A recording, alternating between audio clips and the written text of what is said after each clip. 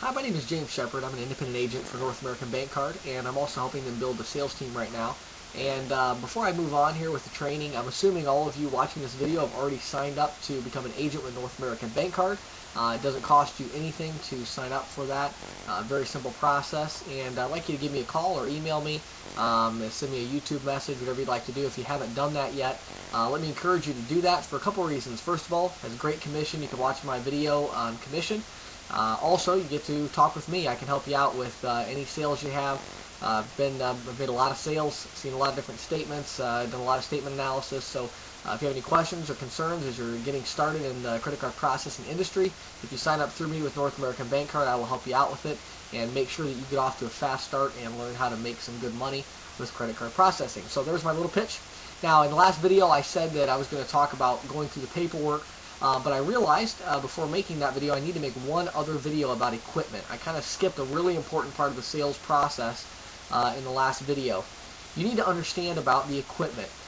First of all, when I say equipment, what I'm talking about is the credit card terminal, the PIN pad. They might have a separate PIN pad. They might have a point of sale system, which are the large computers you see there. They have a computer screen where they swipe it on the side of the computer, and they have a point of sale system. They might have a check scanner. That stuff is all equipment. Really important to understand about equipment in the sales process. Now, I'm not going to talk about in detail about how the equipment works, but I'm going to talk about how it relates to the sales process.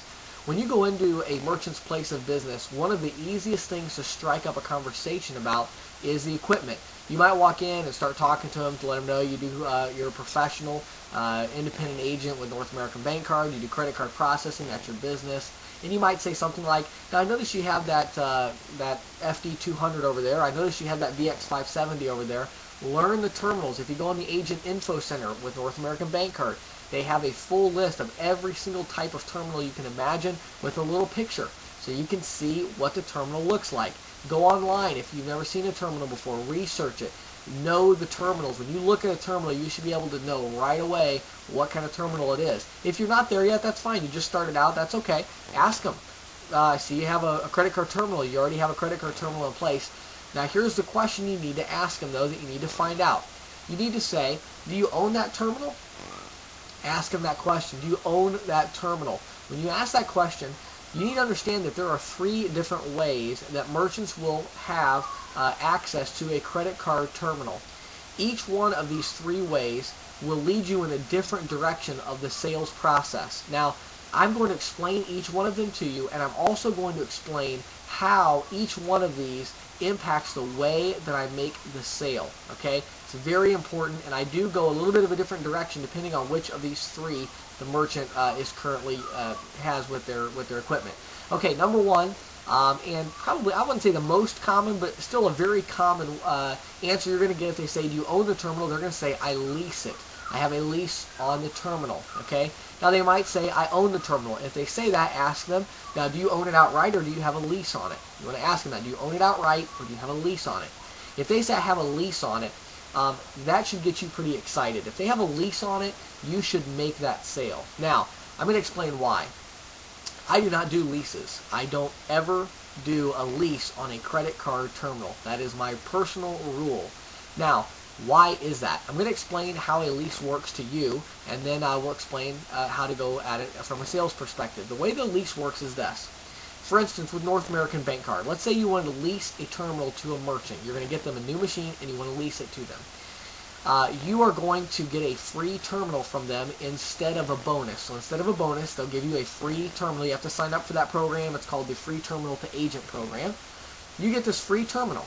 This terminal is going to be worth in resale value, or if the merchant was to purchase it brand new, probably about $500, $600, somewhere in there. Very rarely is it going to be worth more than $500 to $600. And a lot of the terminals that merchants have in their store are worth a lot less. Some of them are worth $300 or $400. You're going to turn around and lease that terminal to the merchant, lock them into a lease, and an average term would be a 4-year lease, and an average amount might be $49 to $69 per month for 4 years. If you do a little quick math on that, you're going to find out that 48 months at $49 a month is over $2,000 for that terminal. If you go $59 or $69 a month, which is very common. You're going to start approaching the $3,000 mark. It's not uncommon at all for me to find a merchant that by the time they finish paying for their terminal, for instance, I was in a merchant's location about 2 months ago. His terminal that he had was a Nurit 2085 terminal. If you look that up on eBay, you could buy a brand new Nurit 2085 terminal for about $395. He paid $4,800 for that terminal by the time he was done paying it. Now, you ask yourself the question, is that honest? Is that a moral thing to do? My answer to that question is no, it's not. I don't think that's right. I don't think that's fair. The only way I could even begin to justify that is if the sales rep had told the merchant and said, now, I want you to understand you could purchase this terminal brand new for $400, but if you do a lease on it, you're going to pay $69 a month for 4 years, which is a total of $4,000 something. If he would have said that to this particular merchant, that merchant would have bought the terminal brand new and paid cash for it. He had no idea that he was paying over $4,000 for the terminal. In fact, when I talked to him, he had just been tricked into signing the documents and had no idea what the term of the lease was. You're going to find that with the leases, they'll have no idea. Now, I think it's a ripoff. So I think that if you sell a lease to a customer on a terminal, I think that 99% of the time it is a complete ripoff to do that, especially if they don't understand the total amount that they're paying. Now, if you tell them and say, if they say, you know, I don't have that money, in my case, I give them a free terminal. But if you don't want to do that, I understand. You might say, okay, well, I can get you this brand new terminal. By the time you're done paying off your lease and you do a reasonable lease and say it's going to be $1,500, you're going to pay for this terminal that's worth $600. And they understand that. That's okay. But I personally never do leases, and I make a lot of sales on people like you maybe that sell leases. I steal your customers, and I'm going to tell you exactly how I do it. If someone says they have a lease, I immediately look very sad and disappointed for that merchant. And I say, oh man, somebody got you to sign a lease, huh? And they say, yeah, they did. What else are they going to say? I say, man, you know, I'm so sorry about that. You know, I would have given you that machine for free. But, you know, I really apologize about that. Now, do you know how much you're paying a month for the lease and how long you're paying it for? Don't be surprised at all if they don't know. If they don't know, that's fine. Don't worry about it. Don't push it. Don't ask them for the documentation and all that stuff. You don't want to rub it in, but you just want to make them aware of the fact that this sales agent that they're dealing with is less than reputable. Next, what you're going to do is you're going to explain to the merchant how leases work, and you're going to say it something like this. Now, Bob, I understand you got a lease there. I want to explain to you a little bit of how leases work so you understand where I'm coming from and why I personally don't ever set a merchant up on a lease. The way a lease works is this, Bob. They take a terminal like the one you have there, Bob. It's a Nurit 2085. You could buy that terminal brand new for around $395. But, Bob, what you just told me is that you're paying $49 a month for 48 months. So you're going to end up paying well over $2,000 for a terminal that's only worth $395 or $400. Now, Bob, I'm guessing if you would have known that in the beginning, you probably wouldn't have done the lease, would you? And he's going to say, no, I wouldn't have done that. You say, okay.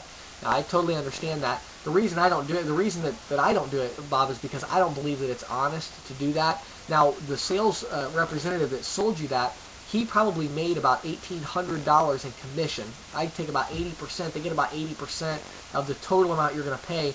They get that up front. So he probably made about $1,800 from getting you to sign a lease on a terminal that's worth $495 and a terminal that I would have given you for free. Now, I don't know about you, Bob, but that doesn't seem honest to me, so I don't work that way. Now, here's the good news, Bob. The good news is having a terminal like that that's on a lease, it's just like having a home telephone. You can switch telephone services on that home telephone without switching your telephone. So you don't have to continue giving your money month after month to the same sales agent that sold you something in a way that we both agreed is a little bit less than reputable. You don't have to continue paying him money other than the lease. Lease is going to be difficult to get out of for you, Bob. I'm not going to lie to you. But you don't have to continue giving him money for processing at the same time. So here's what I would do for you, Bob. This is what I'm going to do for you. I'm going to give you a free terminal. Now, I know you already have a terminal right now. I understand that. But I'm going to give you a free terminal because I want you to try to see if there's any way for you to get out of that lease. Now, there probably won't be, and Bob, I don't know if you're going to be able to get out of it, but you have an opportunity to because I'm going to come in and hook up a brand new terminal for you for free. I'm going to have it hooked up and ready to go. It'll be working, and that'll do a couple things for us, Bob. Number one, you'll still have your old terminal there for a couple months. That way, if anything goes wrong with my terminal in the first few weeks, you know, if there's ever a bug, it's always right at the beginning, the first couple days. You'll have a backup. You can use that other terminal. It'll still be hooked up to your same processor and everything. We won't cancel that service for a few weeks. Give it a few weeks for you to adjust and get used to the new terminal. Then after that, we can go ahead and cancel that service. You can pack that terminal away in a drawer somewhere. You own it. Once you're done paying the lease off, you're going to own that terminal.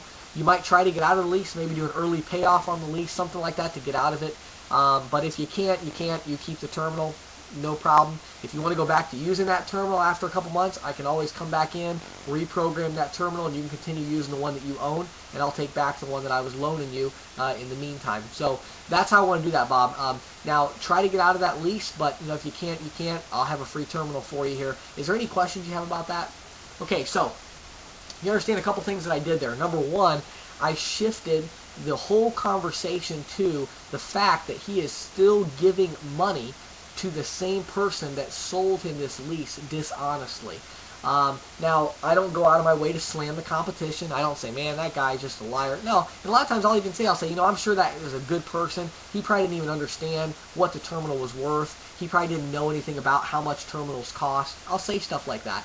I don't want to be sounding like I'm totally against this other person. And in truth, I was with another processor before I came to North American Bankcard. I did sell leases myself. I have customers right now that have a lease that I sold them. And I had no idea how much the terminals were worth because I was brand new to the business, just like you are.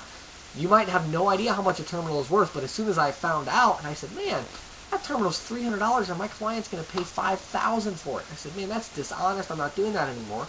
Some of them I even bought out their leases and been paying them. So, to recap on the leases then, basically what we do is we find out they have a lease. You want to act sad, a little bit upset that that goes on in our business. It's one of the main things that causes people not to like you when you walk into a business is that there are shady salespeople out there that are selling leases, shady companies that are pushing you to sell leases that are far in excess of what they should be.